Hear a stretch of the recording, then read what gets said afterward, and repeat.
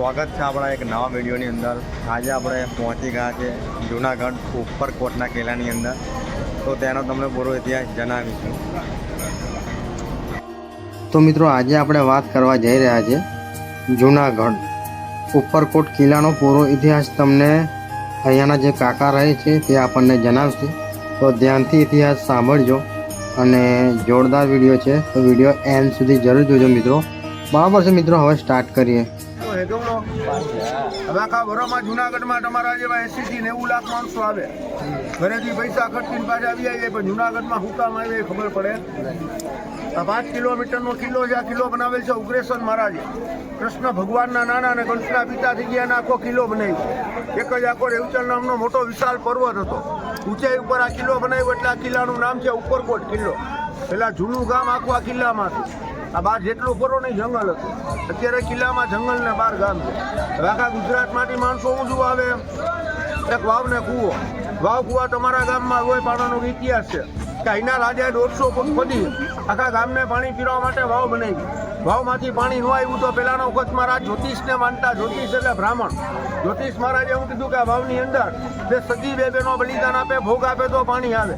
તો આ કિલ્લાની રાણી હતી રાણક દેવી, રાણીને બે દાસી હતી, એતીને ચેતી બે બહેનો, એને રાજી ખુશીથી બલિદાન આપ્યા પછી પાણી આવી। પહેલાના લોકોની માન્યતા છે કોઈ બી માણા વાવમાં જાય, લીલ હટાવીને માણા પાણીનો કોકરો મોઢામાં લઈ આવે, ત્યાં 12 કોકરો કાઢ્યા પછી 5-6 પથ્થર ઉપર પથ્થર મૂકે તો એ માણાને આવતા ભાવમાં એટલા માણના મકાન મળે, પણ આ ભાવમાં જે ભાડે રેવાય મળતા નથી। એક અંદર નવઘણ કૂવો છે કે રાણ ઉઘરના જે કૂવો બનાવ્યો, ખાલી કૂવાને બનાવતા 24 વર્ષ લાગ્યા। કેટલા?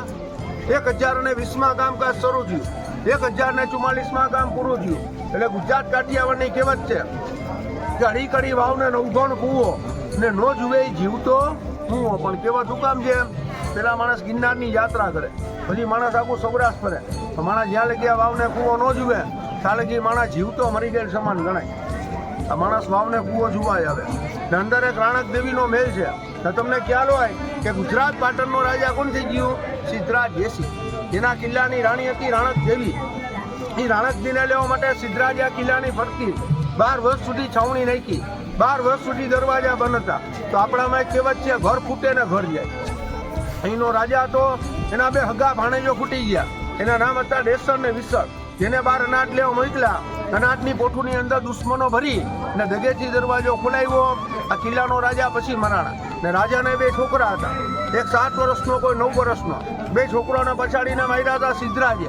પછી એના રાણક દેવી પોતે સતી હતા, કારણ કે રોજ સવારે ગિરનાર ઉપર અંબાજી માતાની પૂજા કરવા જતા હોય, તો રાણક દેવી અહીંથી ગિરનાર સામું જુએ તો આખો ગિરનાર રસ્તો ને ચમકતો દેખાય। રાણક દેવી ગિરનારને પૂછે કે મેં તમારી એટલી સેવા પૂજા કરી, મારા પતિએ એટલી સેવા પૂજા કરી, તો હસ્તો ને ચમકતો કેમ ઉભો રહ્યો? ત્યાં રાણક દેવી સતી હતા, એટલે ગિરનારને આપ્યો શ્રાપ કે ઊંચો ગઢ ગિરનાર કે વાદળથી વાતું કરે, મળતા રાખે ગાર કે રંડાપો રાણક દેવીને અને ખેડી ખાંગો ન થાય ત્યારે હજારો મનની શિલા પડવા માંડે।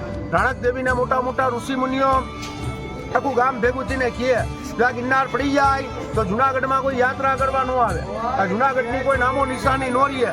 તે રાણક દેવીએ પાછો થાપો મારી અને ગિરનારને રોકેલ છે કે મપણ મારા આધાર તારા ટોસલ કોણ ચડાવશે? દિયા ચડાવનાર કે જીવતા યાત્રો આવશે। તો 78 હજારો માણસો યાત્રાએ આવશે, એટલે આખો ગિરનાર રોકાઈ ગયો। પેલાનો વખતમાં ગિરનારની 4500 ફૂટ ઊંચાઈ હતી, રાણક દેવીએ શ્રાપ આપ્યો, 1400 ફૂટ ગિરનાર પડી ગયો। અત્યારે ગિરનારની 3100 ફૂટ ઊંચાઈ, 9999 પગથિયા। શંકર ભગવાનનો સાળો અને પાર્વતી માતાનો મોટો ભાઈ ગિરી નારાયણ, એના ઉપરથી વિષ્ણુ ભગવાનનું નામ રાખેલું છે ગિરનાર ને ગિરનારની ઉત્પત્તિ કરેલી બ્રહ્મા વિષ્ણુ મહેશ એટલે કે દત્તાત્રેય ભગવાને। તમે ગિરનાર ઉપર ગયા, એના 10,000 પગથિયા ચડો કે આખું જુનાગઢ ફરી ને પાછા તમારા ઘરે વ્યા જાઓ, પણ તમને હકીકત ખબર ન પડે આપણે જુનાગઢમાં હું કામ આવ્યા। હવે જુનાગઢનું ખાસ મહત્વ સાંભળી લેજો। જુનાગઢ ગિરનારમાં વર્ષમાં મેળા ભરાય। એક માણસ આખા ગિરનારની ફરતી પરિક્રમા કરવા આવે કારતક મહિનાની દેવ દિવાળી ઉપર, 10 થી 12 લાખ માણસો। એક મહિનામાં મહાશિવરાત્રીનો મેળો ભરાય, દેશો દેશથી જુનાગઢમાં સાધુ આવે। અમુક સાધુ કામ આવે ઔષધિ જડીબુટી આરુધીને। તમે ગિરનાર ઉપર જાઓ, ત્યાં હનુમાન ધારાનું મંદિર છે, રામાનંદજી સાધુ લોકોનું આખું ટ્રસ્ટ છે, સરકાર માન્ય। કેવું? કેન્સર લગીની દવા બનાવે, કોઈ કેન્સરની દવાના પૈસા લેતા નથી, બીજી દવા બનાવે સ્પેશિયલ, કે કોઈ માણસને કોઈ ઢીચણ કમર હાંધાનો દુખાવો, વાવ હોય, સાયટિકા હોય, કોઈ નસ દબાતી હોય, કોઈ મૂંગા હોય, આપણી ઘોડે કોઈ નબળું માણસ હોય તેને લગાડવાથી સારું થઈ જાય. કોઈ બેન દીકરીના વાળ ખરતા હોય, ખરી ગયા બીજા ખરતા બંધ કરી દે, માથામાં ખોડો ન થવા દે. આ દરવાજામાં બે મંદિર છે હનુમાન જતી ગણપતિના, ત્યાં રામાનંદી સાધુ લોકોનો આખું ટ્રસ્ટ છે. એની કિંમત ખાલી 50 રૂપિયા, 5 લાખ રૂપિયા જેવું કામ કરે. કોઈ મેડિકલમાં 1 લાખ રૂપિયા જેટલી દવા મળે ને. ગદારને એક બોટલ લઈ ગયા, તમારા ગામથી પાછું અહીં લેવાનો પડે, ફોન કરો એટલે તમારા ઘર લગી આવે ને કેવા ઔષધિ જડીબુટીની દવા.